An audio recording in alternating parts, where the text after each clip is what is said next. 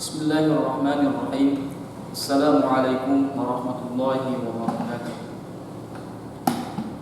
Apa kabar kalian semua?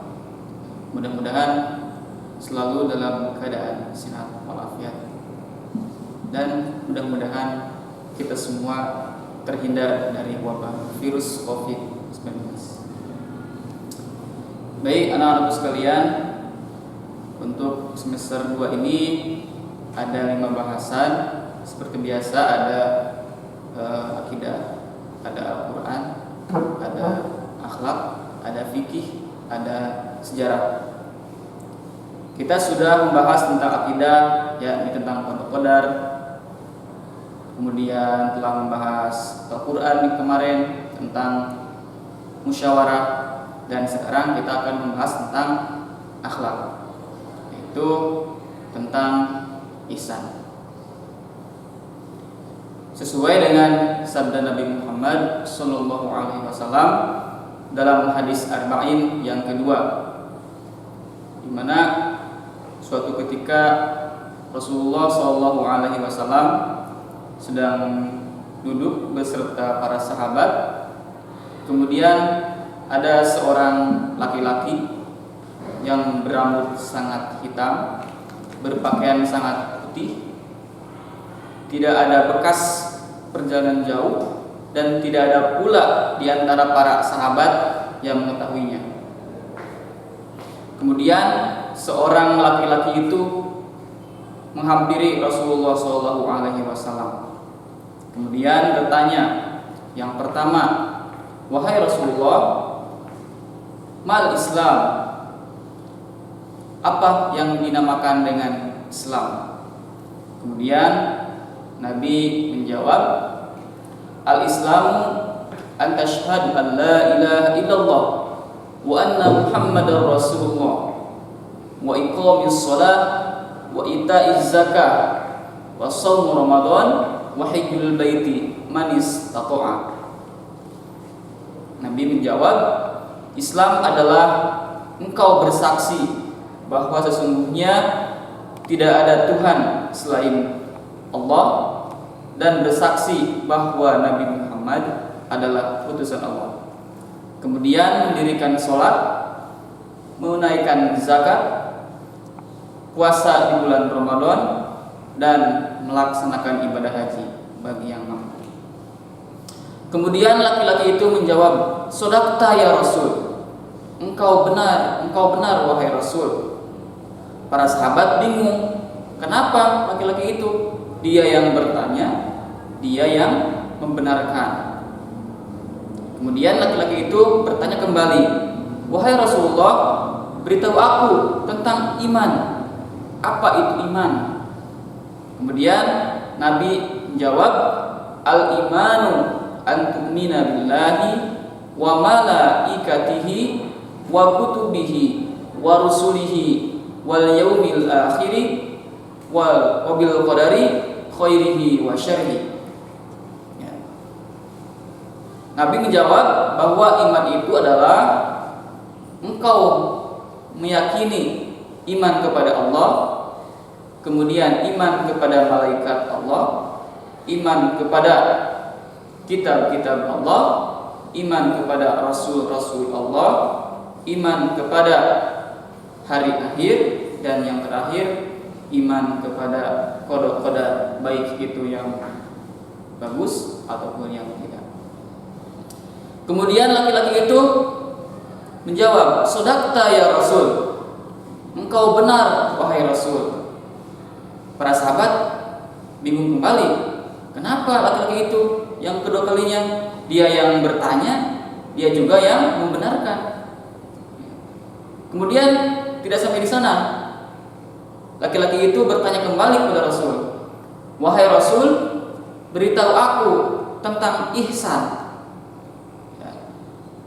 Kemudian Rasul menjawab, "Al-ihsanu an ta'budallaha ka'annaka tarahu, fa illam takun tarahu fa innahu yarak." Ihsan adalah engkau beribadah kepada Allah seolah-olah engkau melihat Allah. Jika engkau tidak melihat Allah, sesungguhnya Allah melihatmu. Kemudian laki-laki itu menjawab, "Shadaqta ya Rasul."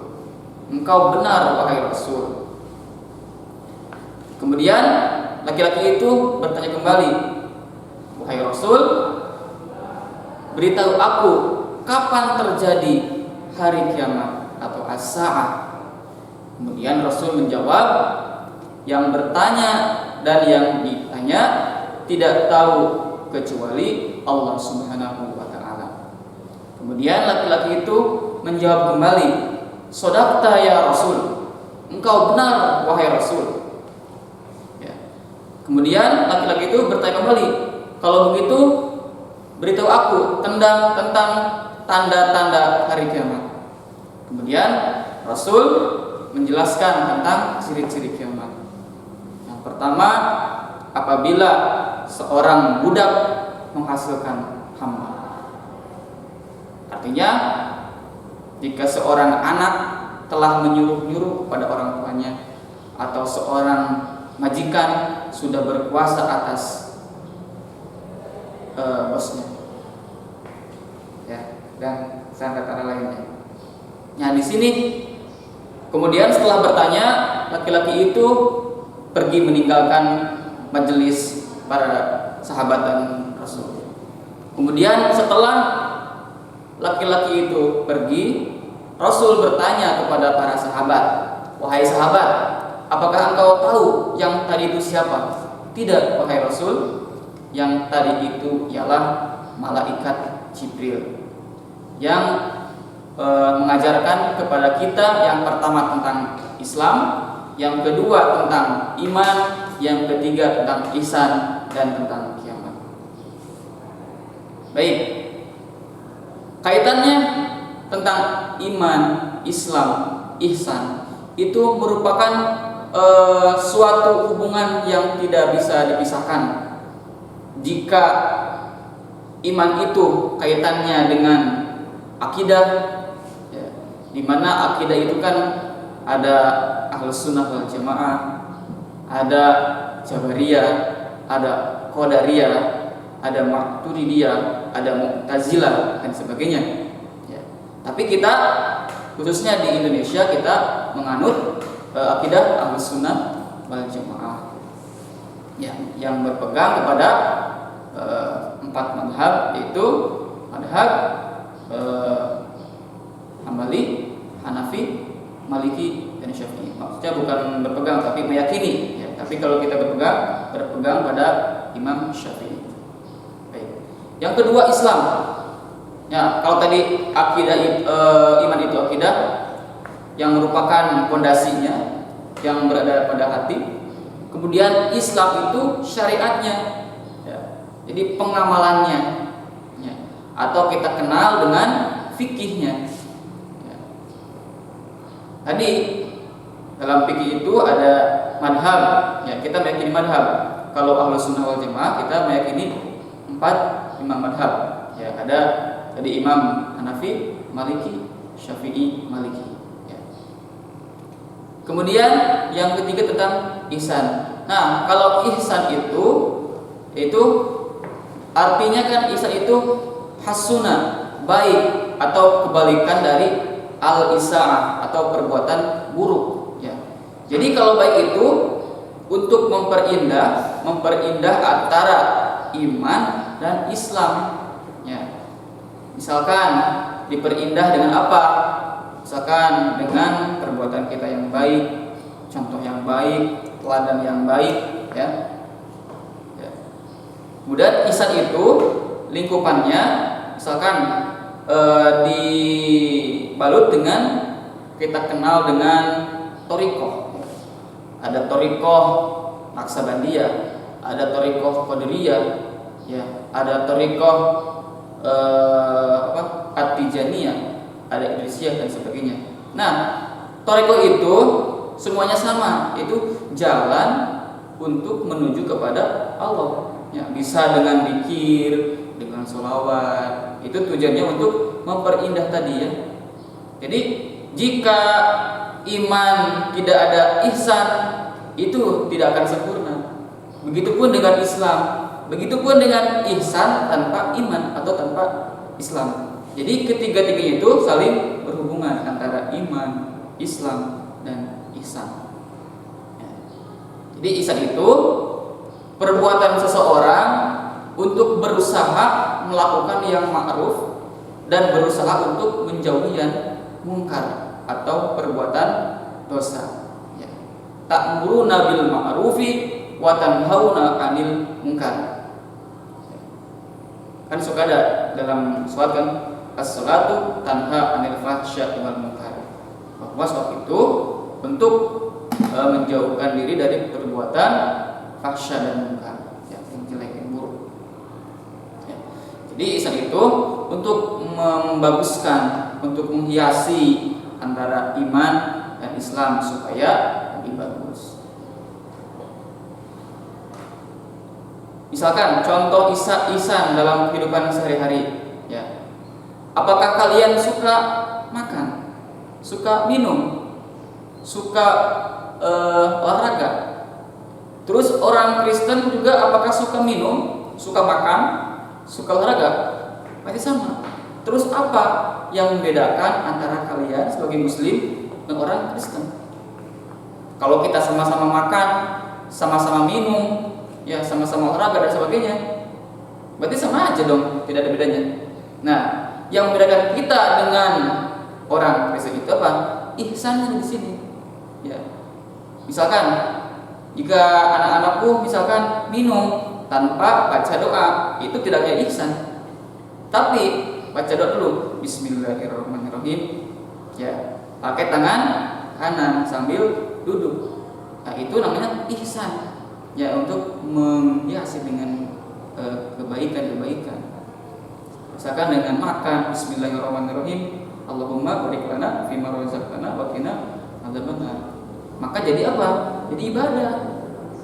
Jadi ada etikanya, ya, untuk melakukan sesuatu. Itulah yang dinamakan dengan ihsan. Baik, kemudian selanjutnya ada ruang lingkup ihsan. Ya. Yang pertama, tingkatan pertama. Jadi seolah-olah melihat Allah. Kita berbuat sesuatu seolah-olah melihat Allah. Nah, tingkatan di sini merupakan tingkatan paling tinggi. Karena tingkatan ini seseorang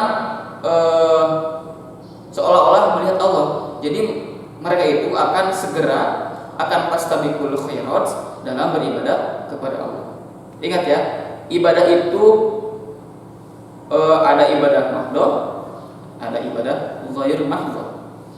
Ibadah mahdhah langsung hubungannya kepada Allah ke atas. Ya. Kalau ibadah ghair mahdhah itu hubungan dengan manusia atau dengan sesama makhluk. Hubungan kepada Allah atau disebut dengan ibadah mahdhah, ya, misalkan tadi kita melaksanakan sholat, ya, melaksanakan puasa, ya, ritual-ritual yang berkaitan dengan ibadah mahdhah, itu kita dihiasi dengan ihsan. Sedangkan ibadah ghair mahdhah itu hubungannya hubungan sosial kepada manusia. Ya. Di sini makanya Allah itu kan Maha Pengampun.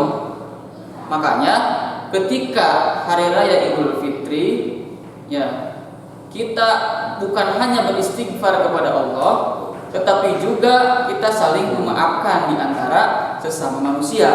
Ya.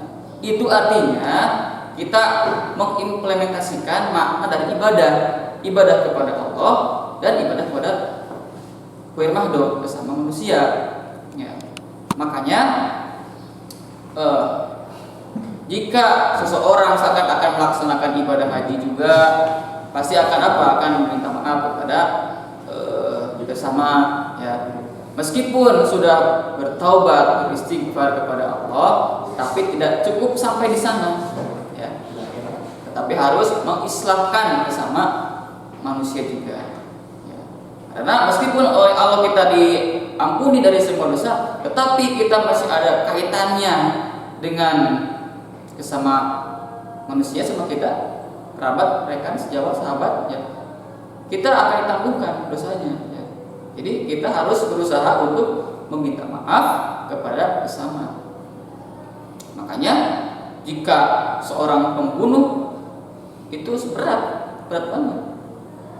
Beda lagi ya kalau misalkan kita tidak puasa misalkan. Meskipun itu kan dosa. Jangan menyebabkan sebuah dosa ya. Seorang pembunuh itu sangat berat karena hubungannya bukan hanya kepada Allah saja hukumannya, tapi kepada manusia. Kalau pembunuh, kalau dia yang korbannya sudah mati, siapa yang akan yang memberikan maaf kepada si pembunuh itu? Ya. Makanya sangat berat sekali hubungannya dengan manusia. Makanya kita harus ihsan kepada sesama manusia. Dia ada ihsan kepada Allah, ada ihsan kepada makhluk. Ya, jadi ada yang menciptakan, ada yang diciptakan, ada khalik, ada makhluk. Ya, khalik itu Allah, makhluk itu kita yang ciptakan. Ada manusia, ada hewan, alam. Nah, itu makhluk. Jadi kita harus berbuat baik kepada manusia. Ya, misalkan kita kepada usianya di atas kita, maka kita harus menghormati. Ya. Kalau kita sama gitu usianya, harus menyayangi. Beda lagi bukan menghormati, jadi menyayangi. Kalau kita terhadap di bawah kita usianya harus sama menyayangi juga ya. Ya, jadi menyayangi ya. Jadi jangan mentang-mentang kita masih muda, ya. Kita masih muda. Jadi kalau ibadah itu nanti aja kalau udah tua. Kalau kita melihat kepada yang lebih muda, kita mah udah tua, udah banyak pahalanya, jangan gitu. Siapa tahu orang yang lebih tua itu banyak pahala atau dosanya, atau yang lebih muda itu sebaliknya. Jadi kita harus sesama ya harus melakukan ihsan kepada sesama. Misalkan ihsan kepada orang tua, ya. Ihsan kepada guru, ihsan kepada sesama kita kan. Ihsan kepada orang tua kita apa? Ya yang gampang-gampang aja. Di rumah kita apa? Dikatakan dalam Al-Quran kan apa? Fala taqul lahuma uffin. Ya. Janganlah kamu mengatakan uffin. Misalkan kalian disuruh sama orang tua, "Neng, beli terasi ke warung." Lagi belajar. Ya begitu. Atau, "Neng, belikan beras ke warung." Lagi tamu apa? Jangan. Fala taqul lahuma uffin. Jangan. Itu ihsan kepada orang tua. Dan ihsan kepada guru apa? Bagaimana? Ihsan kepada guru itu diantaranya apa?